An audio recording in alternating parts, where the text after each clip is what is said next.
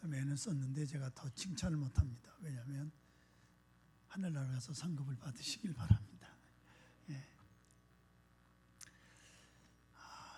여러분 주일을 얼마나 사모하고 기다리시다가 예배 나오시는지요. 제가 토요일날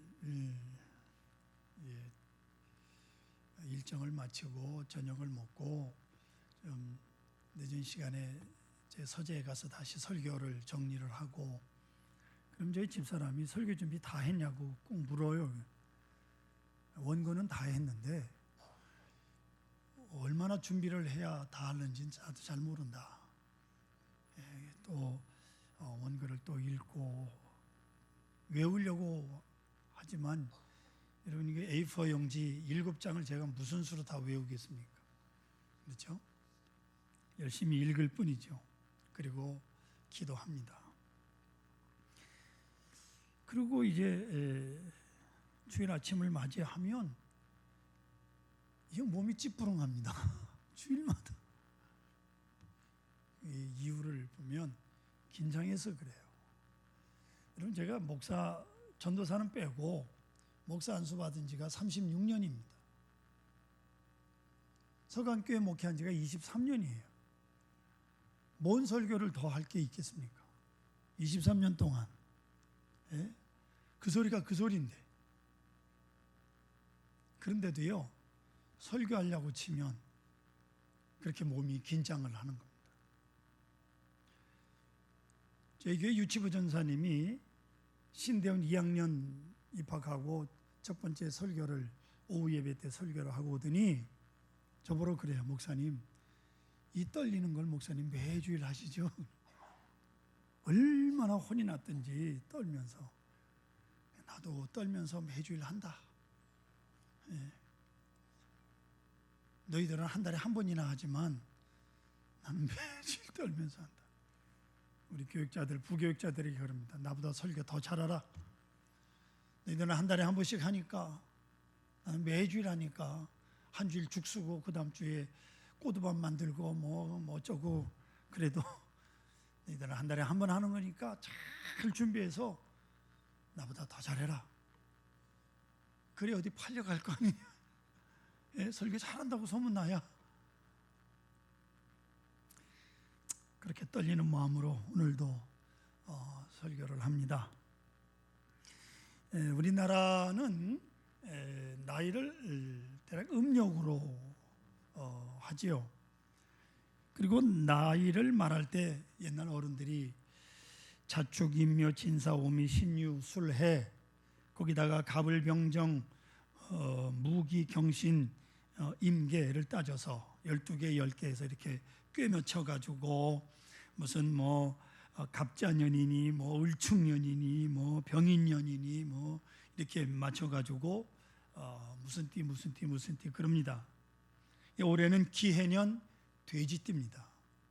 올해 태어난 아이들이나 12살 되신 분이나 24살 되신 분이나 12씩 계산해 나가면 되니까 46살 되신 분이나 이게 다 돼지띠예요. 58세 되신 분도 돼지띠 맞습니까? 안 맞으면 할 수 없고. 근데 제가 을미년생입니다. 을미년. 양띠입니다. 우리 나이로 벌써 65세가 됐습니다. 오늘은 제가 양띠래서가 아니라 양과 목자에 대한 하나님의 말씀을 상고하려고 합니다. 자, 여러분 이제 한번 생각해 보십시오. 오늘이 나의 마지막이라고, 마지막 날이다, 내가 임종할 시간이 다가왔다. 그러면 나는 어떤 성경 말씀을 읽어달라고 가족들에게 부탁하시겠습니까? 성경 66권을 다 읽을 수도 없을 것이고, 내가 평소 좋아하던 성경을 외우기도 하고 읽기도 하겠지만 아주 절박한 시간에, 그때는 여러분 어떤 말씀을 읽겠습니까? 기독교 2000년 역사를 보면 많은 성도들이나 훌륭한 믿음의 선배들이 세상을 떠나면서 저마다 자기가 좋아하던 성경을 읽어달라고 하거나 외우면서 들으면서 세상을 떠난 성경 말씀이 오늘 본문인 시편 23편입니다. 여러분들은 어떤 말씀을 좋아하시려는지 제가 묻지는 않겠습니다. 그런 면에서 이 시편 23편의 의미가 아주 심장해요. 심각합니다. 이 성경 우리가 늘 생각해야 되는 이유가 여기 있습니다.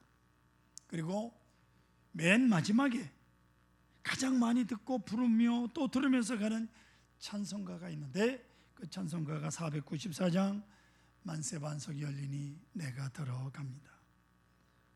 창의 얼이 상하여 물과 피를 흘리신 주를 우리가 찬양하면서 들으면서, 대략 옛날에는 하관 예배가 있습니다. 산에 가서 하관할 때 많이 불렀던 만세 반석이 열리니 내가 들어갑니다. 또는 305장 나 같은 죄인 살리신 주 은혜 놀라와, 찬송을 우리가 부르고 들으면서 하늘나라 갑니다. 이게 다 통계인데요, 무엇을 말해주고 여기에 무슨 뜻이 있습니까? 한번 깊이 생각해 보시기 바랍니다. 미국 기독교 출판협회가 주는 기독교 작가 금상을 2번씩이나 수상한 베스트셀러 작가 맥스 루케이도라고 하는 사람이 있습니다. 이분이 쓴 책 중에 트래블링 라이트라는 책이 있어요. 가벼운 여행, 이 정도의 제목입니다. 근데 이 트래블링 라이트라고 하는 책에 부제가 붙어 있는데, 그 부제가 뭐냐? 시편 23편을 듣고 떠나는 영혼의 순례라고 하는 부제가 붙어 있습니다. 하나님이 없이 사는 사람들, 하나님이 없이 현대를 사는 사람들은 모름지기 시편 23편을 어떻게 읽을까? 라고 나름의 현대인 버전을 내놓은 것인데요, 21세기 시편 23편 버전을 한번 들어보실래요? 나의 목자는 나 자신이니 내가 언제나 부족하리로다. 우리 인간은 늘 부족합니다. 내가 이 백화점에서 저 쇼핑센터로, 이 병원에서 저 병원, 요양원으로 안식을 찾아 헤매고 다니나 결코 안식을 얻지 못하리로다. 내가 사망의 음침한 골짜기를 기어다니며 안절부절 못하는도다. 구충제에서부터 전쟁터에 이르기까지 모든 것을 두려워하며 어머니의 치맛거리를 붙들고 늘어지기 시작하리로다. 매주 열리는 직원회의 들어갈 때마다 적들이 나를 둘러쌀 것이며, 집에 들어간다고 해도 가족은 물론 하찮은 금붕어까지 찌푸린 얼굴로 나를 맞을 것이다. 아내 되시는 부인 집사님, 권사님들, 남편 들어오실 때 찌푸린 얼굴로 맞이하지 마십시오. 내가 강력한 진통제로 두통에 찌든 머리에 기름을 부으니 독한 술이 내 잔이 넘치나이다. 내 평생의 정령 고독과 불행이 나를 따르리니 죽는 날까지 나 자신에 대한 회의 속에 영원히 거하리로다. 이게요, 하나님이 없는 사람들의 시편 23편이요. 아시겠습니까? 오늘 시편 23편에서 성경은 여호와는 나의 목자시니, 다윗이 노래합니다. 여러분, 우리 목자가 아니고요, 나의 목자예요. 나의 목자. 창조주 되시며 전능하신 하나님께서 나의 목자이십니다. 나는 주님의 양이라, 그 말이죠. 나는 주님의 어린 양이올시다. 주님은 나의 목자라고 아주 간결하게, 선명하게, 확실하게 다윗은 고백하고 있습니다. 특히 시편 23편 저자 다윗은 목동 출신 왕임, 그 자신이 본래 목자였기 때문에 양들이 어떻게 사는지를 잘 알고 있습니다. 여호와는 나의 목자시니 내게 부족함이 없으리로다. 이 말을 영어 원문 그대로 번역을 하면, 여호와께서 나의 목자시니 나는 아무것도 바랄 것이 없습니다 라고 번역이 됩니다. 바랄 것이 없는, 바로 그것이 여러분 신앙입니다. 그런데 우리는 왜 이렇게 바라는 게 많죠? 예? 기도만 했다면 끝이 없어요. 저희 교회는 그런 분이 없어서 다행입니다만은 식사 기도를 할 때 하나님 감사합니다, 귀한 음식 주셔서 먹고 건강하게 주일 감당하게 해주세요. 그러면 되는데 식사 기도한다고 입을 열면 남북 통일 문제에서부터 전 세계 평화까지 밥이 다 식고 국이 다 식도록 뭘 이렇게 많이 쏟아내는지, 왜 그렇게 소원이 많은지, 여러분 적어도 우리는 한 번쯤 하나님 나는 소원이 없습니다, 이렇게 기도할 수는 없을까? 여러분 어떻습니까? 여호와는 나의 목자시니 주님이 계시니 그 한 번만 계시면 난 소원이 없습니다. 어때요? I want nothing. 원하는 게 없어. 바랄 거 없어요. 얼마나 좋습니까?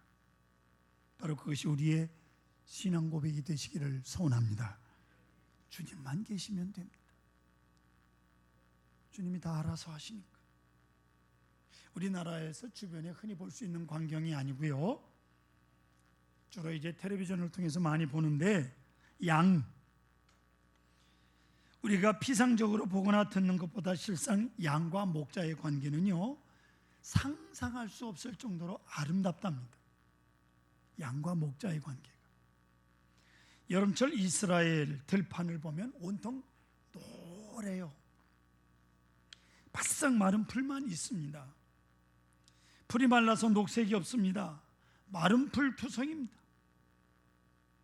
그 마른 풀들 속에 멀리 보면 줄이 쭉쭉 오선지처럼 줄이 가 있는데, 그 이유는 양이 너무 순해서 가령 한 300마리의 양들을 놓고 목자가 그 중에 우두머리 양을 붙들고 가자, 그리고 앞서가면 다른 양들은 한 마리 그 뒤를 따라서 한 줄로 쭉 따라갑니다.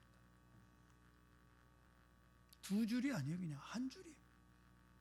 꼭 한 줄로 그렇게 한 번만 지나가면요 그 마른 풀은 어떻게 돼요? 줄이 가는 거예요. 양들은 곁길로 가지 않습니다. 그대로 앞에 가는 양의 발자국을 따라서 뒤에 양이 가고 또 그 뒤에 양이 갑니다. 양 300마리를 한번 보십시오. 어느 짐승처럼 목을 줄로 맸습니까? 코를 꿰뚫었습니까? 다리를 묶었습니까? 그냥 내버려 두었어요. 그런데 목자가 가는 대로 줄을 쭉 서서 따라가는 겁니다. 그 양들을 보면 그 양을 이끄는 목자가 부럽고 존경스럽습니다. 왠지 아시죠? 제 이름이 목사입니다. 물론 목자는 주님이시고 목자이신 주님께서 목사인 저에게 맡긴 청직이죠. 목사는 청직입니다. 어찌됐건 주님께서 주님의 양들을 제게 맡겨주셨으니까 청지기적 목자죠. 목자는 아니지만 그래도 청지기로서 양을 잘 지키고 돌봐야 되는 청지기로서 목자라 그 말이. 서강에 속한 교인들이 다 저 양들 같았으면 얼마나 좋을까 하는 생각을 제가 하고 있는 겁니다. 보세요, 양들은 곁길로 가지 않는다고 말씀을 드렸어요. 그런데 가끔 교인들은 곁길로 곧잘 갑니다. 때로는 어디 가서 과외 수업을 받아오는지 제게 아주 어려운 걸 질문을 해요. 저 대답 못합니다. 어려운 걸 잘 모르니까. 왜 곁길로 갑니까? 뭐하러 곁길로 가요? 서강교에서 신앙생활만 해도 천국 가는데 아무 지장이 없습니다. 할렐루야. 그럴 시간 있으면 성경 붙들고 읽으세요. 착한 양은 목자만 의지하고 목자만 따라갑니다. 뿐만 아니라 양들은요 서로 사이가 얼마나 좋은지 모릅니다. 여러분, 넓은 목초지에서 풀을 뜯고 있는 양들을 보신 적 있습니까? 뭐 텔레비전을 통해서도 보셨겠지만 한 곳에 모여 있지 않아요. 양들은 여기저기 다 흩어져서 풀을 뜯는 것을 볼 수 있습니다. 왜 그런가 했더니 양들은 착해서 여기 좋은 풀이 있다고 왕창 몰려가지고 거기서 서로 먹겠다고 풀을 뜨는 그런 양이 없어요. 끼어들고 싸우는 양이 없어요. 여러분, 풀이라고 하는 것이 아무래도 어디인가는 좋은 풀이 있고 또 양도 많겠지만 어떤 양이 가서 딱 풀을 뜯잖아요. 그러면 넌 거기서 뜯어라, 나는 이리 간다 하고는 다 퍼져간다. 그렇게 착한 짐승이 양이요. 여러분, 왜 싸워요? 교회 안에서 왜 싸웁니까? 믿음의 사람들이 왜 싸워요?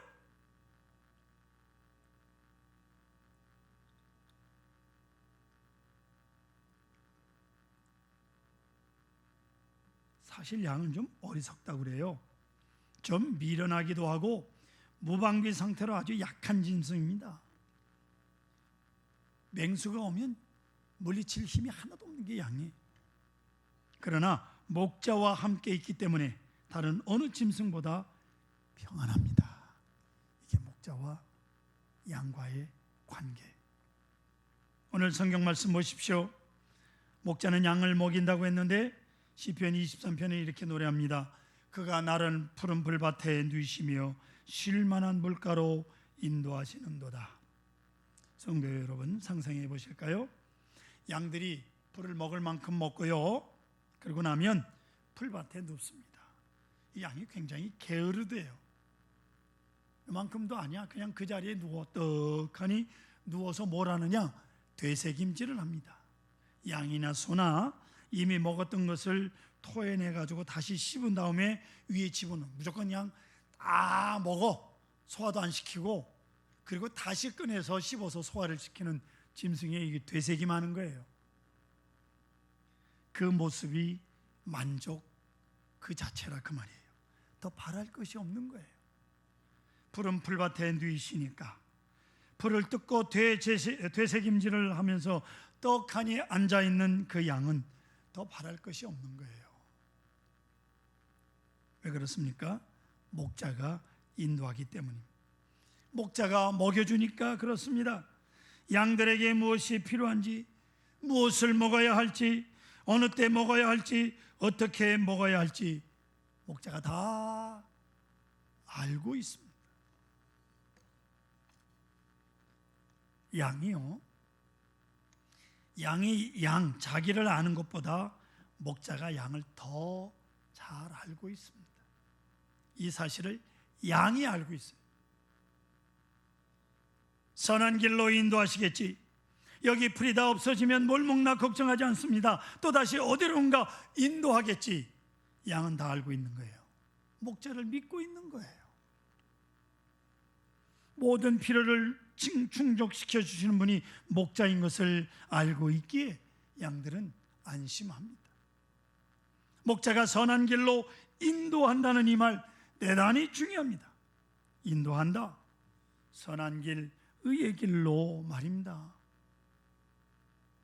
성도 여러분, 우리가 하나님 앞에 기도할 때 하나님도 다 알고 있지만 우리가 기도하면 하나님의 뜻을 알게 해주시죠.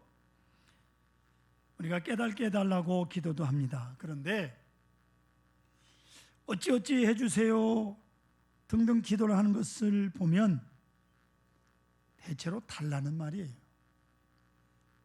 건강도 주시고 물질도 주시고 뭐 다 주세요.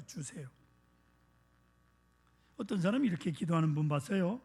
하나님, 돈만 주세요. 사업은 제가 하겠습니다. 참 뻔뻔하죠? 이게 솔직한 기도 아닙니다. 하나님, 건강 주세요. 제 인생 제가 알아서 살겠습니다. 이런 청구서를 하나님 앞에 거침없이 내놔요. 여러분, 기도 중에 가장 좋은 기도가 뭔지 꼭 기억하십시오. 하나님, 인도해 주세요가 가장 좋은 기회. 따라하십시다. 인도해 주세요. 이 기도는 나의 선택과 판단 능력을 하나님께 반납하는 거예요. 주께서 알아서 하십시오. 나는 따라가겠습니다. 인도해 주세요. 그런 뜻이에요. 여러분, 여러분의 인생을 내가 사는 줄로 아십니까? 하나님의 인도를 믿으세요. 성도 여러분 아십니까? 목자는요, 양을 설득하지 않습니다. 양에게 무슨 설명을 하는 것도 아닙니다. 목자가 그냥 앞서가면 양은 따라갈 뿐입니다. 그 인도예요. 아니, 목자가 양을 맹수들이 우글거리는 대로 끌고 가겠습니까? 지 죽으려고?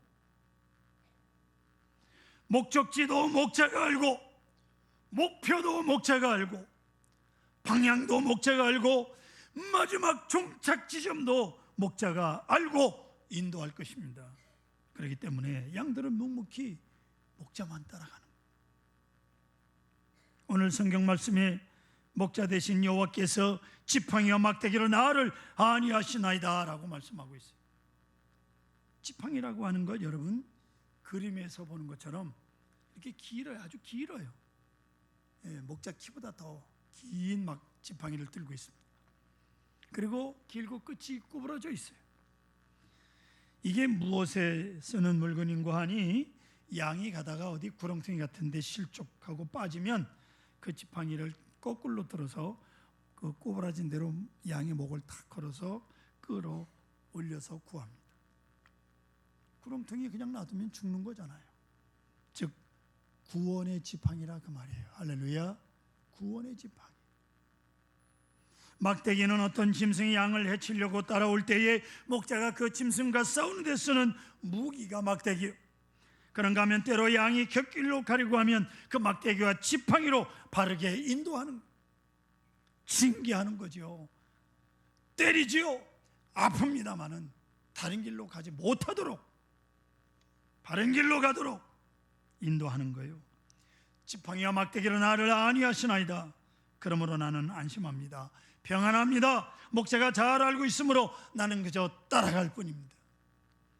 우리가 평생 가면서 곁길로 안 가면 얼마나 좋겠습니까? 때때로 가거든요. 그럼 징계하는 거예요. 아파요. 그러나 그 길이 바로 바른 길로 가는 길입니다. 또한 영혼을 소생시킨다고 말씀합니다. 목자는 양들이 피곤한 것도 알고 햇볕에 지친 것도 압니다. 배고픈 것도 알고 때로 쓰러지려고 할 때 목마른 것도 압니다. 양은요, 제 스스로 물을 있는 곳을 찾아가지 못합니다. 답답하고 괴로워도 그냥 기다립니다. 그러면 목자가 알아서 쉴 만한 물가로 인도합니다. 시원하게 해줍니다. 그러므로 이제 양의 할 일이 무엇입니까? 양의 입장에서는 목자를 따르는 겁니다. 전적으로 믿고 따르는 거예요. 그의 선하심을 알고, 그의 사랑을 알고, 그의 능력도 알고, 지혜도 알고, 그렇게 나가서 목자에게 운명까지 맡기는 거예요. 그리고 따르는 거예요. 목자와 운명을 같이 하는 게 양이요. 선한 목자는 양을 위하여 목숨을 버립니다. 어떤 경우에도 목자와 양은 함께 가고요, 어떤 때는 목자가 양과 함께 자기도 합니다. 목자는 그 목장을 떠나지 않기 때문에 그 자리에 누워 자기도 하고 그렇게 양을 지키는 거예요. 양을 우리 속에 집어넣고 문 앞에 떡하니 가로 누워서 목자가 잠을 잡니다. 양들은요, 절대로 그 목자를 다 넘어가지 않습니다. 문 앞에 누워 자니까 그 목자를 타 넘어가질 않고 문을 열고 나가질 못해요. 아침에 목자가 일어나서 다리를 툭툭 털고 가면 양들이 따라가는 거예요. 전적으로 믿고 따라가는 거예요. 사랑하는 성도 여러분, 믿음이 중요합니다. 신뢰가 중요합니다. 믿을 뿐만 아니라 단순한 마음으로 따라갑니다. 걱정할 것도 없고 염려할 것도 없고 죽거나 살거나 그저 목자만 따라갑니다. 할렐루야.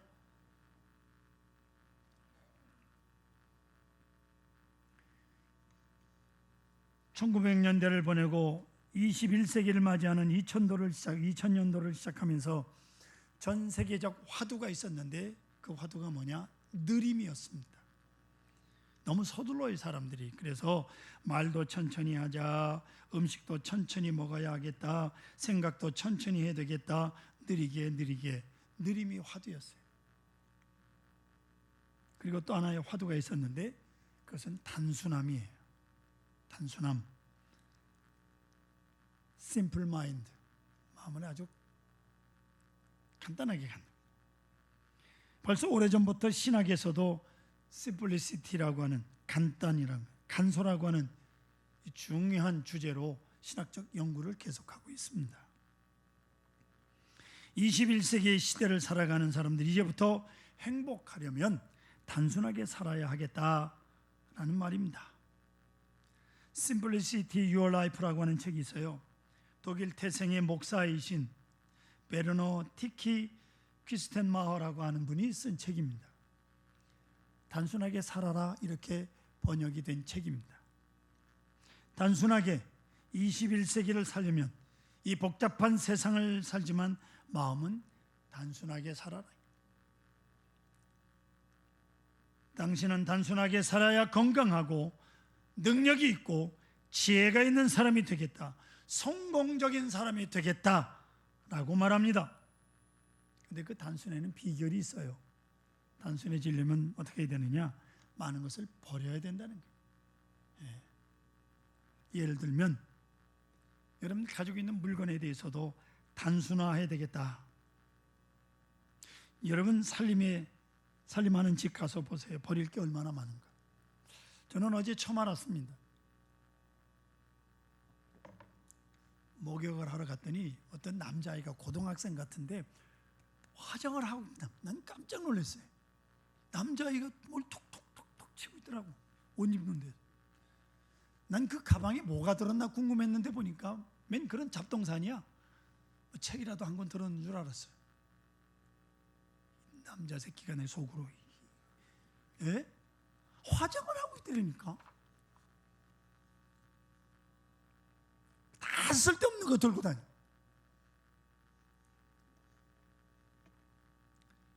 저희 집 얘기를 할까요? 우리 집 사람이 예쁜 찻잔을 사면 집에서 생전 차도 한번 끓여준 적도 없고 커피를 끓여준 적도 없는데 그걸 왜 사나?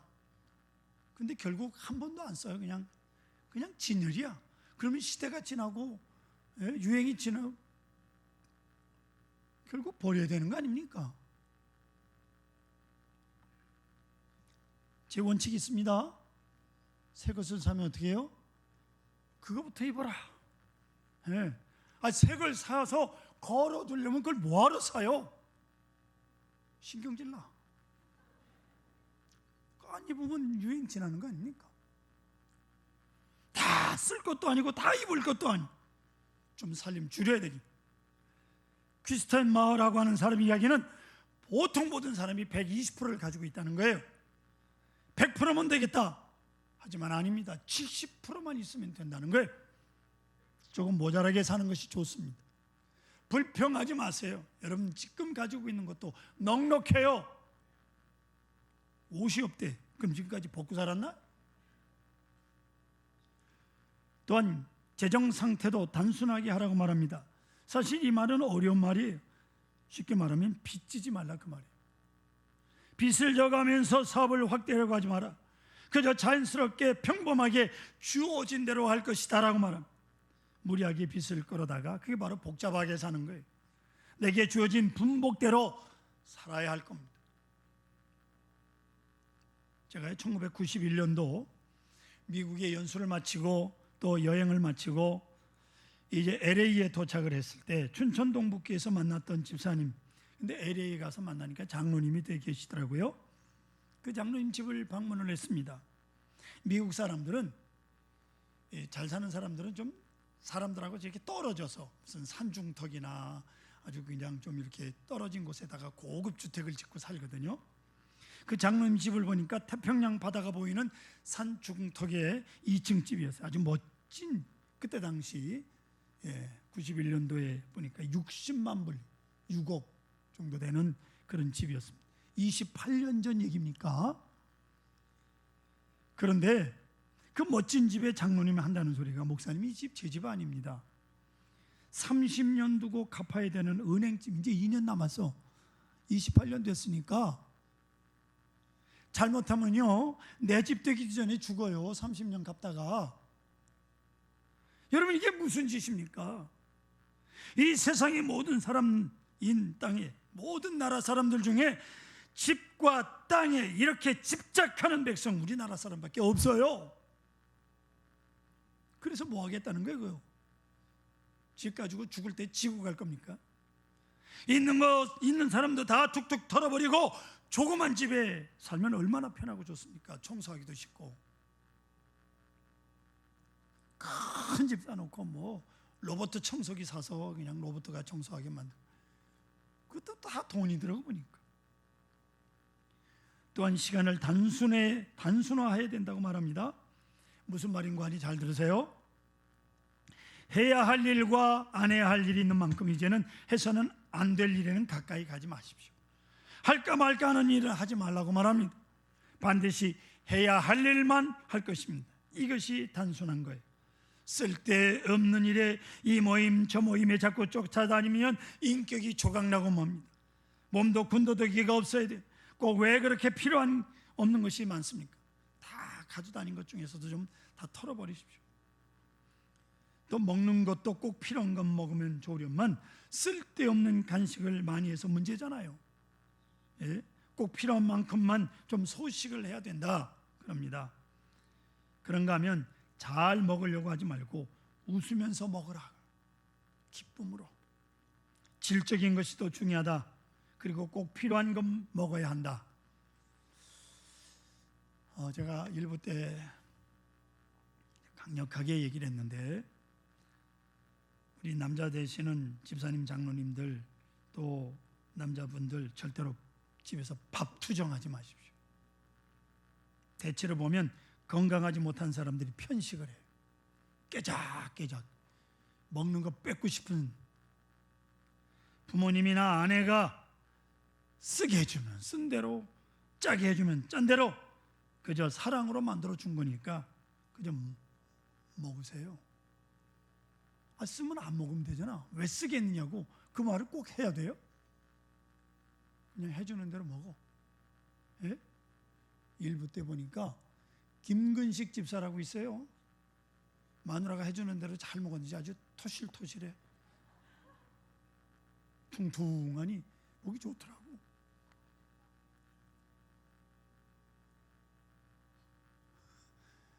방한수 장로님 먹어. 예, 해주는 대로 잘 먹고 있어요? 그 해주는 것만도 얼마나 감사한데. 내가 그랬더니 우리 사위가 그냥 계란 하나 붙여주는 것만도 고맙다고 그럽디다. 얼마나 안 해줬으면. 그러면서 딸내미 하는 소리가 그렇게 기를 드려야 된다나, 이런. 이게 단순한 거예요. 그저 감사한 마음으로. 이게 대단히 중요한 거야. 또한 관계를 단순하게 하라 그럽니다. 이제는 만날 때, 사람 만날 때 좀 생각도 하셔야죠. 불필요한 관계에 끌려다니다가 시험에 빠지지 마시고, 부부 간에도 관계를 단순화하라는. 죽을 때까지 함께 갈 사람이 부부잖아요. 그 부부하고만 사귀지 다른 여자나 남자 넘보지 말라. 외국 사람이 쓴 책이니까 아주 재밌겠습니다. 마지막으로 자신에 대해서 단순화하라고 말합니다. 내가 누구냐? 어떤 사람으로 살며 어떤 사람으로 남을 것인가? 어떤 사람으로 기억될 것인가? 거기에 초점을 맞추고 단순하게 살라고 쓰고 있습니다. 모름지기 우리는 착한 양으로서 목자이신 주님을 단순한 마음으로 따라가야 합니다. 그리고 목자와 함께 만족할 것이요 목자와 함께 행복할 것입니다. 사망의 음침한 골짜기로 다닐지라도 피해를 두려워하지 않을 것입니다. 왜 그렇습니까? 주님이 함께 하시기 때문이옵니다. 이 세상 사망의 음침한 골짜기를 지나 저쪽엔 해피엔드가 있기 때문입니다. 저쪽에 푸른 풀밭인 천국이 있기 때문에 우리는 사망의 음침한 골짜기를 갈지라도 두려워하지 않습니다. 사랑하는 성도 여러분, 우리 모두 선한 양으로 선한 목자 되신 주님을 단순한 마음으로 따라가고 믿고 살아가십시다. 내 평생의 선하심과 인자심이 반드시 나를 따르리니 내가 여호와의 집에 영원히 살리로다. 이 말씀이 우리의 마지막이 되시기 간절히 소원합니다. 하나님 아버지, 감사합니다. 고맙습니다.